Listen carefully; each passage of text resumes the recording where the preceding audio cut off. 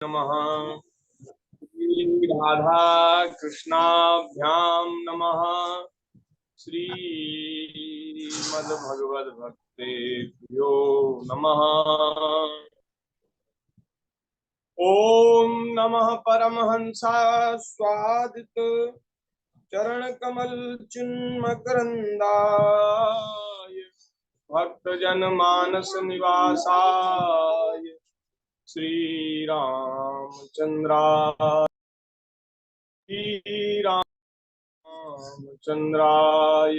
श्री सीतारामचंद्र चारु चरण कमलेभ्यो नमः।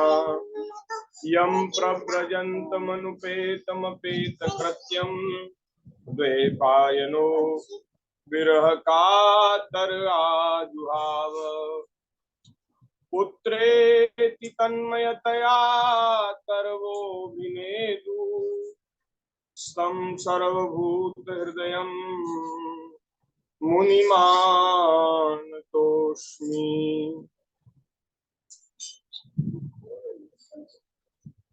नारायणं नमस्कृत्य नरं चैव नरोत्तमं देवीं सरस्वतीं व्यासं ततो जयमुदीरयेत्।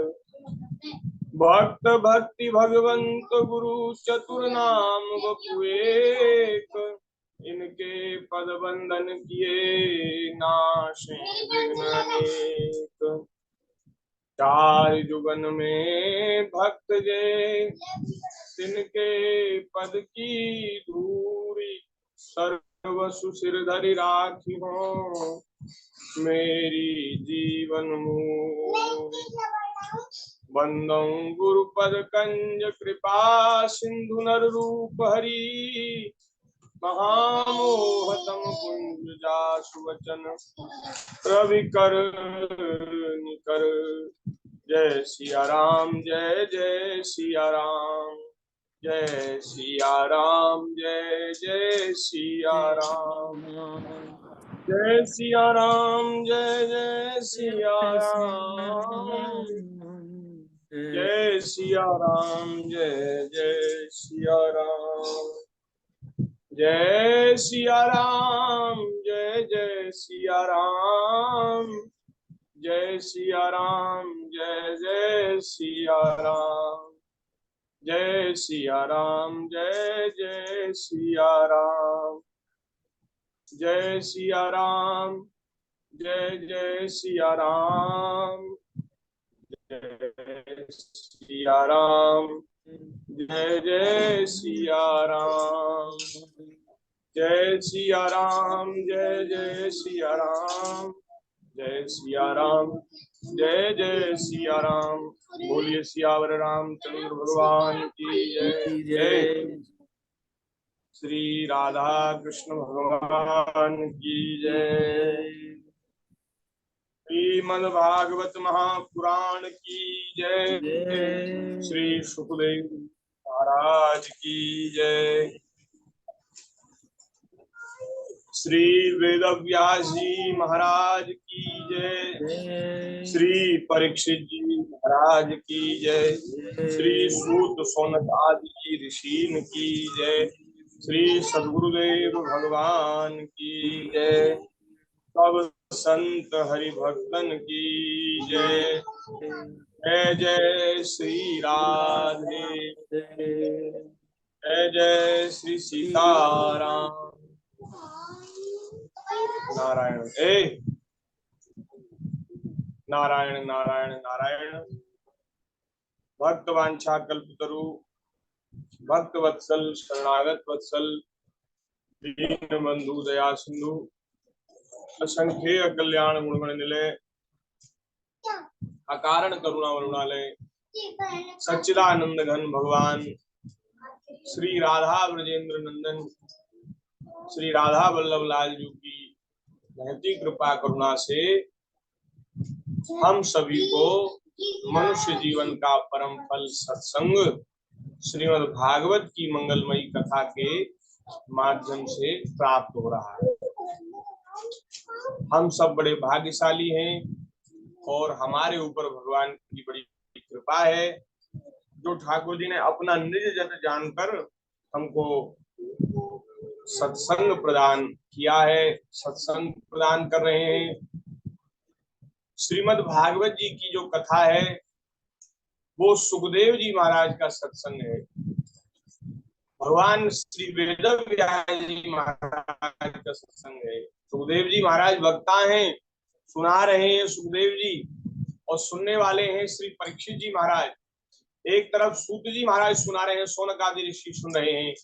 तो श्री सूत जी महाराज का सत्संग है, श्री श्री सुखदेव जी महाराज का सत्संग है, और महाराज श्री भगवान वेद व्यास जी का सत्संग है।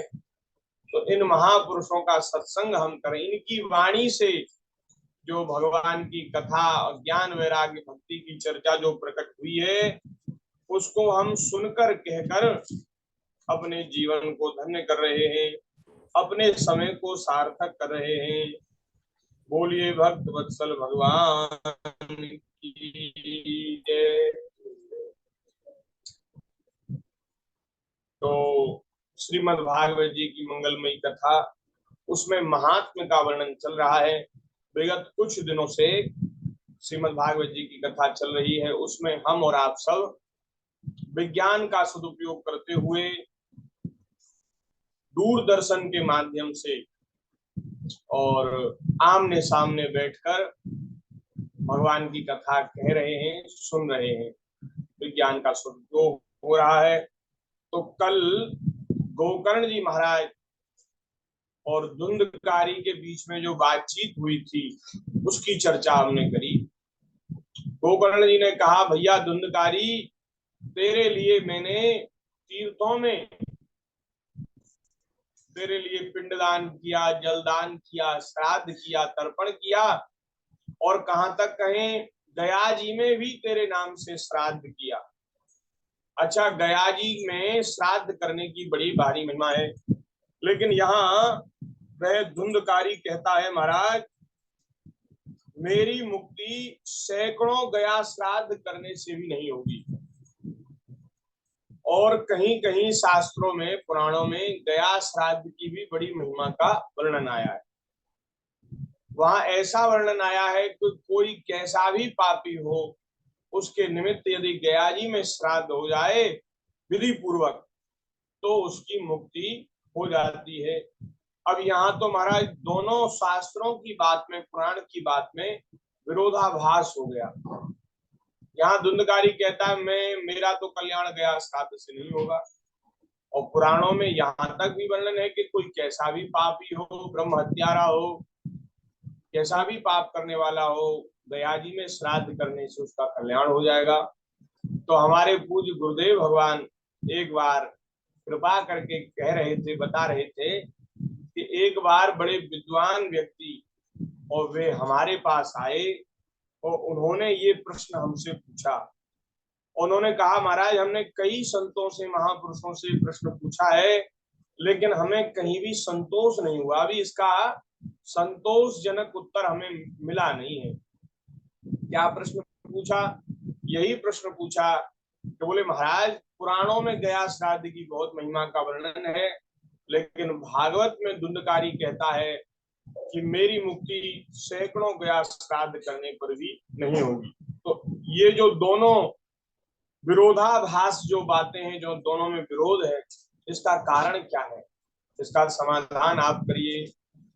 तो हमारे पूज्य गुरुदेव भगवान ने उनको उत्तर दिया, समाधान दिया। देखो महापुरुष क्या समाधान करते हैं महाराज। हाँ, हम लोग पढ़ते लिखते कुछ है नहीं, सत्संग करते नहीं, केवल शंका ही शंका करते हैं, संदेह करते हैं।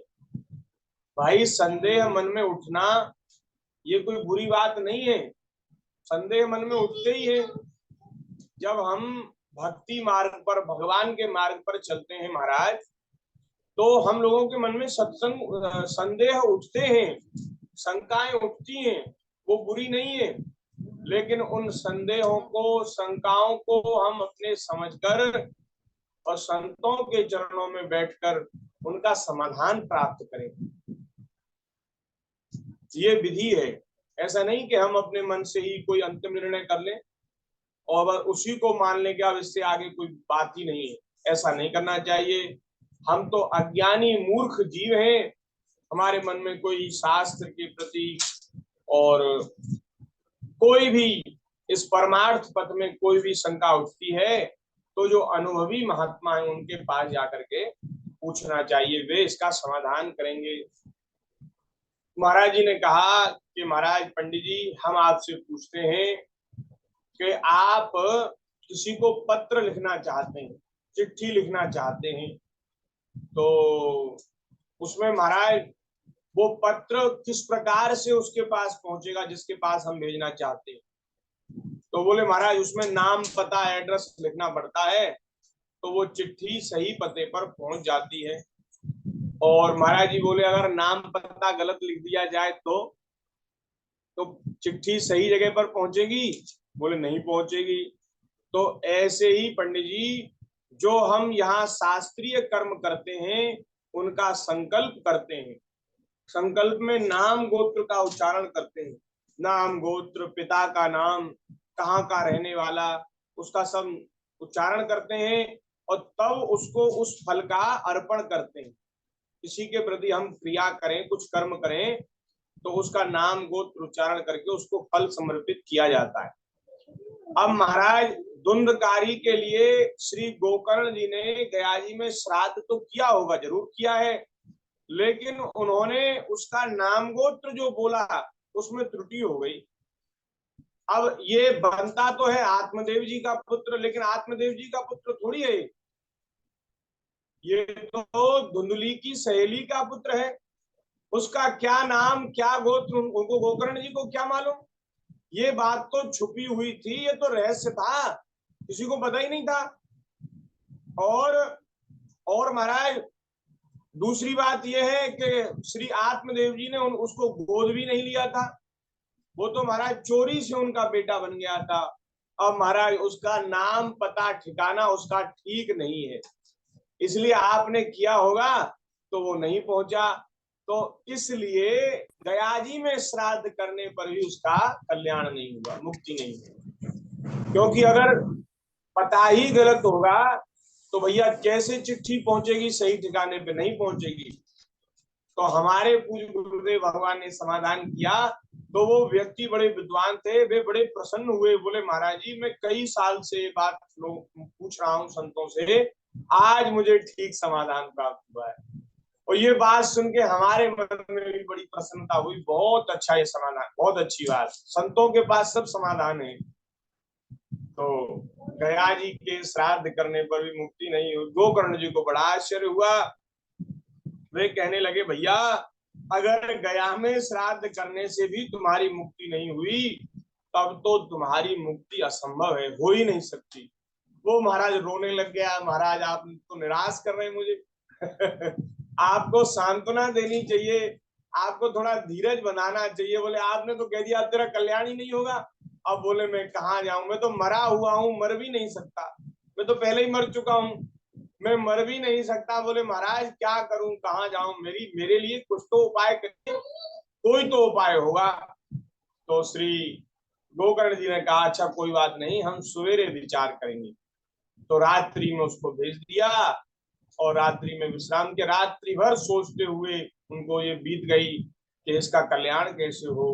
अब सवेरे उन्होंने जो उस नगर के अच्छे विद्वान जो जन थे, ब्राह्मण थे, ज्ञानी संत महात्मा थे, उन सबको बुलाया और उन सब से रात की बात सब बताई और धुंधकारी का कल्याण कैसे हो ये प्रश्न किया।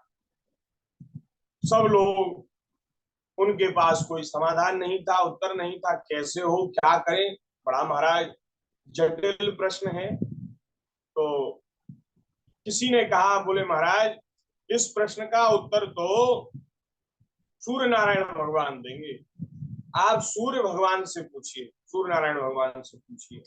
तो गोकर्ण जी महाराज इतने तपस्वी तेजस्वी, उन्होंने महाराज अपने तप से सूर्य नारायण भगवान की गति को रोक दिया और भगवान से पूछा प्रभु आप सर्वज्ञ हैं, सब कुछ जानने वाले हैं, आप सब कुछ देखते हैं, संसार में आपको सब कुछ मालूम है, अब आप हमें बतावें कि धुंधकारी के जैसा पापी भी मुक्त हो जाए ऐसा कोई साधन यदि हो तो आप हमें उपदेश करें। तो श्री सूर्य नारायण भगवान ने उस समय कहा, महाराज ये बात लिखी है भागवत जी में कि सूर्य नारायण भगवान ने स्पष्ट शब्दों में ये कहा, भैया श्रीमद् भागवत से मुक्ति हो सकती है, इसलिए तुम भागवत का सप्ताह पारायण करो। जिसका कहीं कोई आसरा न हो, जिसकी कहीं कोई महाराज कल्याण का, जिसके लिए कोई साधन न बचा हो, उन जीवों का, उन पापी जीवों का भी कल्याण भगवान की कथा से हो जाता है। ये देखो कैसी अद्भुत महिमा है कथा की। तो बोले उसको सुनाकर महाराज तुम सप्ताह श्रीमद् भागवत का पारायण करो, और वो उसमें सुनेगा तो जरूर उसके सारे पाप नष्ट हो जाएंगे और उसकी प्रेत योनि से मुक्ति हो जाएगी। तो सब लोगों ने यही कहा कि भैया ये साधन बहुत सरल है, इसलिए इसको जरूर करो। अतः गोकर्ण जी महाराज ने निश्चय किया कि अब श्रीमद् भागवत की कथा सुनानी है। तो अच्छा मुहूर्त देखा गया, और मुहूर्त देख करके बढ़िया सुंदर समय में श्री गोकर्ण जी महाराज व्यास गद्दी पर बैठकर कथा कहने लगे।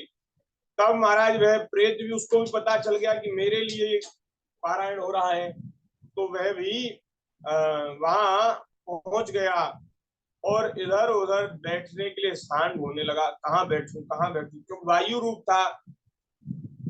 इतने में उसकी दृष्टि एक बांस पर पड़ी, और उस बांस में वो छिद्र के सारे उसमें घुस गया, और बांस में बैठ करके उसने 7 दिन तक कथा सुनी। गोकर्ण जी ने वैष्णव ब्राह्मण को, जो भगवान के भक्त थे, उनको मुख्य श्रोता बनाया। इसमें एक व्यक्ति को मुख्य श्रोता बनाया जाता है भागवत जी की जब सप्ताह कथा होती है, क्योंकि और भले ही आगे पीछे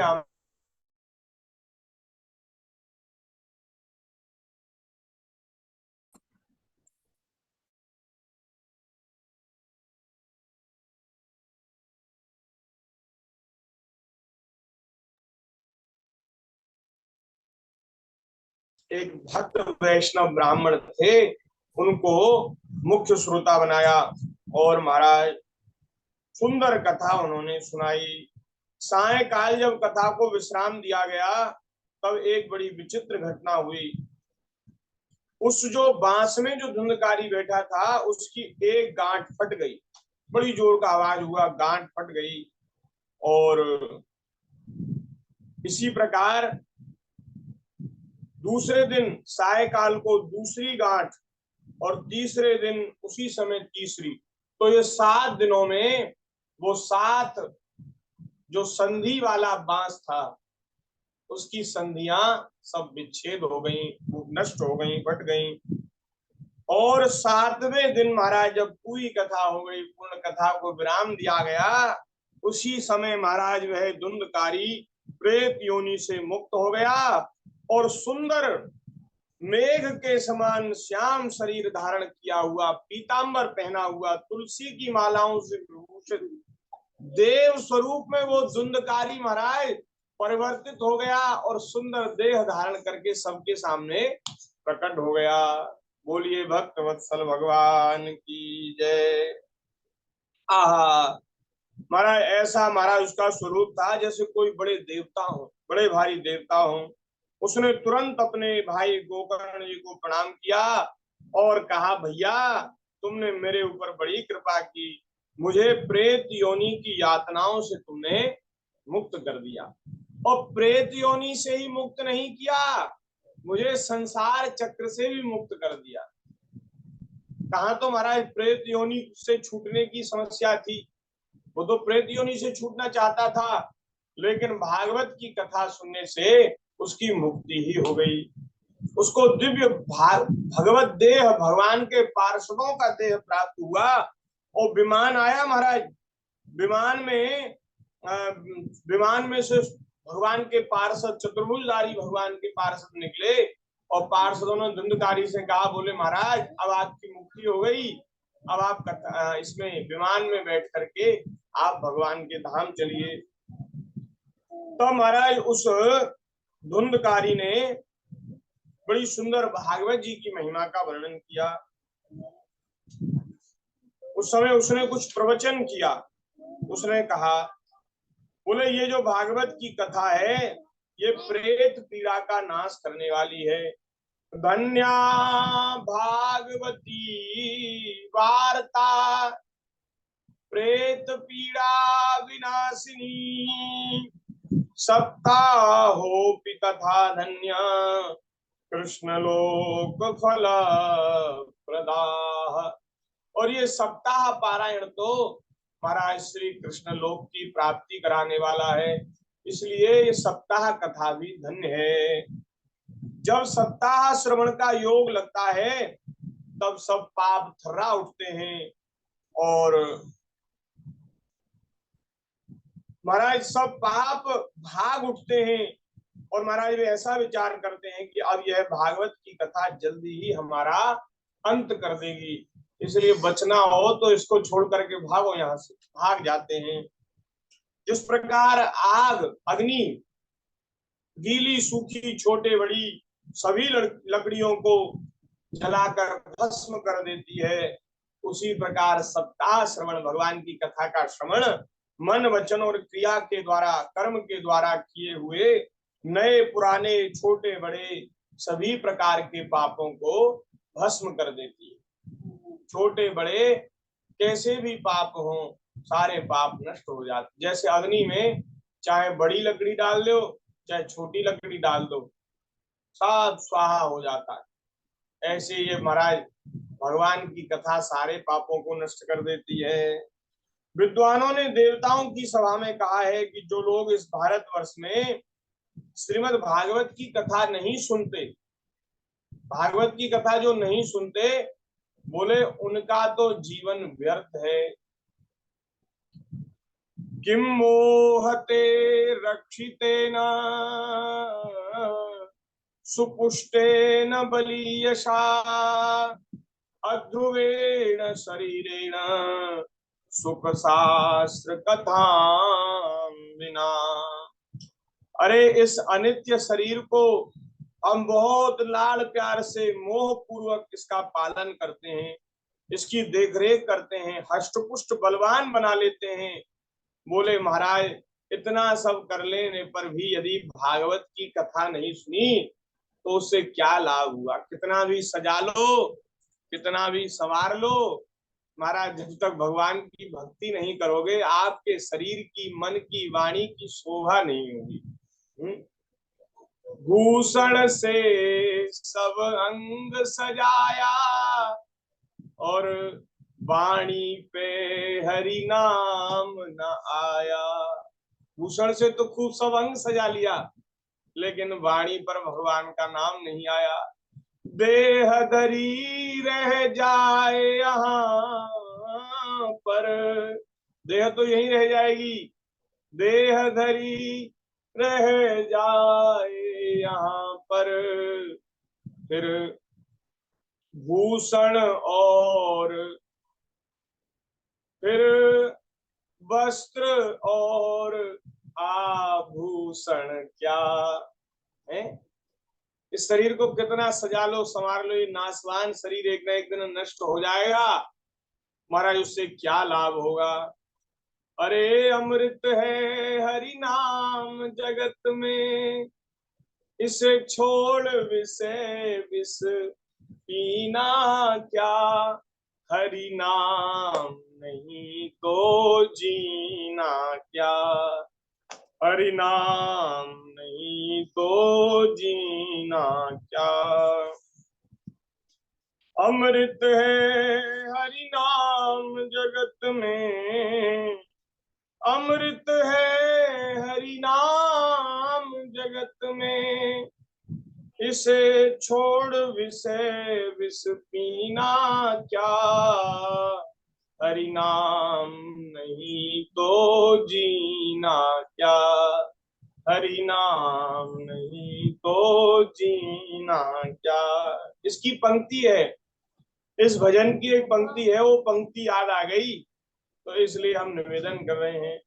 भूषण से सब अंग सजावे रसना पर हरि नाम न आवे, भूषण से सब अंग सजावे, और रसना पर हरि नाम न आवे। देह पड़ी रह जाए यहाँ पर, देह पड़ी रह जाए यहाँ पर, फिर कुंडल और नगीना क्या, हरि हरि नाम नाम नहीं तो जीना क्या, हरि नाम नहीं नहीं तो तो जीना जीना। क्या। काल सदा अपने रस डोले, ना जाने कब सिर चढ़ बोले। काल सदा अपने रस डोले, ना जाने कब सिर चढ़ बोले। बोले इसलिए भैया इस शरीर का कोई भरोसा नहीं, न जाने कब काल व्याल हमें अपना ग्रास बना ले। इसलिए बुढ़ापे की बाट मत देखो, इसी समय अभी आज ही भजन में लग जाओ।